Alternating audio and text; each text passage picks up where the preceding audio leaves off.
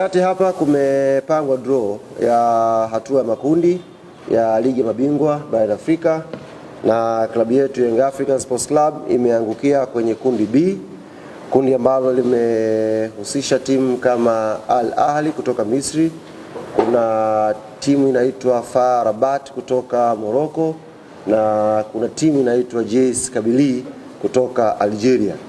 Ukiangalia hilo kundi ambalo lina timu 4, kundi B ni kundi ambalo kila mmoja ambaye anafahamu mpira, kila mmoja ambaye anafuatilia football ya Afrika vizuri, kila mtu ambaye anafuatilia kwa ukaribu ubora wa ngazi ya vilabu kwenye Champions League barani Afrika atakiri kwamba hili ndio kundi gumu, na kwa lugha ya kimpira wanasema ndio kundi la kifo.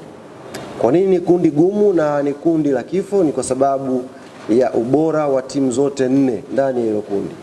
Ukiangalia vizuri, mbali na ubora wa timu zote 4 kwenye kundi hili, lakini pia ni kundi ambalo limehusisha top 5 naweza kusema ya ligi bora barani Afrika.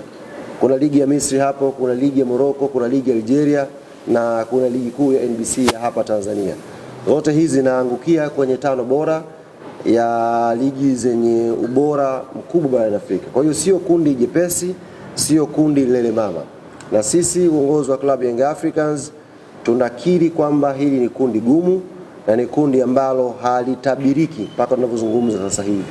Yoyote anaweza kuwa nafasi ya kuelekea kwenye hatua ya robo finali.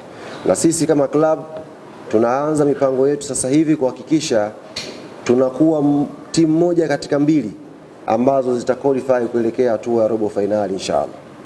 Tayari ratiba imeshatangazwa kwa maana mechi zitakavyokuwa. Young Africans tutaanzia mchezo wa kwanza nyumbani dhidi ya FAR Rabat. Baada ya hapo tutasafiri kwenda Algeria kucheza na JS Kabylie. Baada ya kucheza na JS Kabylie tutakuwa na mchezo mwingine wa ugenini dhidi ya Ahly Misri, alafu tutarudi nyumbani kucheza mechi nyingine dhidi ya Ahly ya Misri, alafu tutasafiri tena kuelekea Morocco kurudiana na FAR Rabat na mchezo wa mwisho utafanyikia Tanzania dhidi ya JS Kabylie. Kwa ratiba hiyo tayari CAF wameshaipost na nafahamu waandishi na mashabiki wa klabu yetu Young Africans watakuwa wameshaiona na kuielewa.